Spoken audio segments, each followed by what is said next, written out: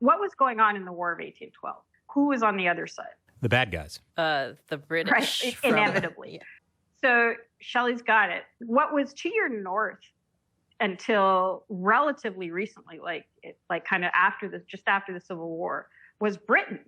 It was the British Empire was to the north, right? So it wasn't just Canada. It was the troops were coming from Europe, and we had Canadian troops, and we had a lot of Native Canadians, First Nations, who fought in the War of 1812 on our side, on the Canadian side.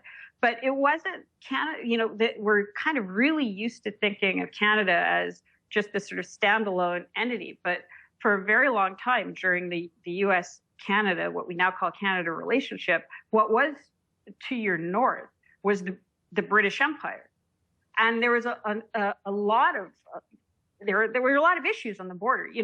When the U.S. had its War of Independence, it was going independent against what is now Canada. We didn't go independent. We were the British Empire. So we had groupings of Americans who didn't want to leave the British Empire, called the Loyalists, who came across the border into Canada and who were sitting in Canada. During the Civil War, the largest base for the Confederate Secret Service outside of the South was in Montreal. They had the Confederate Army had millions in gold sitting in Canadian banks and controlled Canadian banks and tried to crash the greenback for Montreal. There were raids, the St. Albans raid, that came down from basically Montreal into Vermont to rob the banks in St. Albans to bring the money to fund the Confederate military.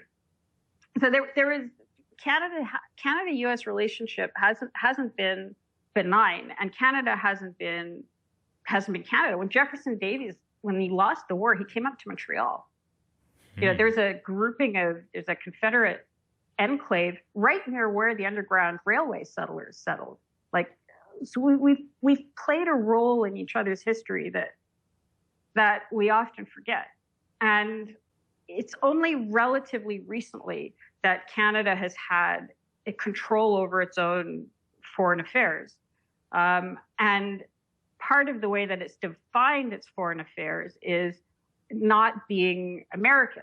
And there was concern about being gobbled up by the U.S. there was a war plan, a serious war plan put together in, I think, 1920, 1921, called Defense Scheme Number 1, which was an invasion plan of the U.S. from Canada. What? Yeah, well, because during the War of 1812, whenever Canada or the British Empire looked weak, U.S. was looking to expand its manifest destiny and expand north. That's what one of the triggers for the War of 1812 was. The British Empire was caught up with the Napoleonic Wars. And so some in the U.S. thought this is a good opportunity to grab some of Britain, some of the British territory, right? Didn't work out so well. Similarly, so here's a question, when and why did the U.S. buy Alaska? We bought it from the Russians because we thought it'd be a good opportunity to surround Canada. Somebody's been paying attention. Yeah. Is that really why? Yeah. So the Civil War ended in 1865. The Alaska Purchase was 1867. Russia was concerned about Britain. It wanted to weaken the British Empire. It didn't want the British Empire right off its coast. And it thought that it could weaken the British Empire by selling Alaska to the Americans. And the Americans thought if you hold Alaska and you hold the west coast of the U.S., you can do a pincher move on Canada. That's brilliant. And at that point, Canada didn't exist. We confederated, the provinces started to come together in 1867 at the same time. And British Columbia, which was a colony of the UK, only said they would join the rest of Canada if we built a railway so we could get British troops out to defend British Columbia. And this is where the Chinese immigrants come in. And this is where the Chinese immigrants came in. Real quick, though, you said as recently as 1920, there was the invasion of U.S. plan. Wait, so was Canada trying to invade the U.S.? Yeah, that was what that was. So the plan was you cross over a place like Seattle, Montreal, whatever. You do Detroit. You do a big push, get surprise attack, You burn all the critical infrastructure, like the bridges, you destroy the railways, you retreat, and you wait for the British to bail you out. That was basically the plan. I see.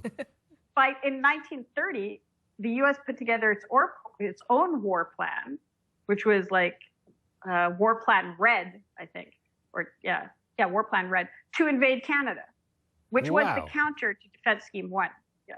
We forget how North American politics, U.S.-Canada politics, were caught up in global politics, in geostrategic battles, the Napoleonic Wars, or what Russia was concerned about with the British Empire.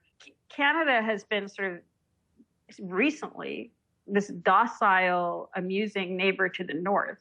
But when all of these relationships with China were being developed between Canada and China, Eastern Canada, only 4 provinces of Canada were confederated in 1867.